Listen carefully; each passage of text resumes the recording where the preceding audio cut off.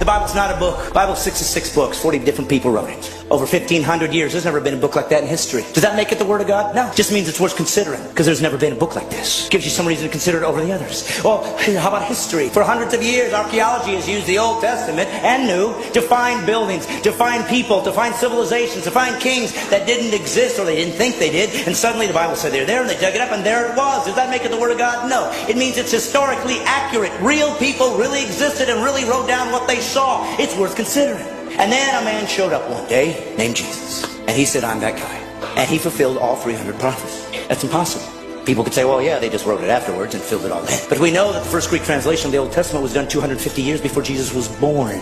So how could they possibly know that he'd be born? How could they possibly know he was going to be crucified when crucifixions didn't even exist as a capital punishment yet? How could they know that he'd be betrayed for 30 pieces of silver 250 years before there was a Jesus? Does it make it the Word of God? No, but it's starting to get close. And then Jesus said he would fulfill these things and did miraculous things to prove I'm not just a guy talking like everybody else. Look what I've done. And then he said this, I'm going to prove it to you. I'm going to die, and I'm going to come back to life. Nobody's ever done that.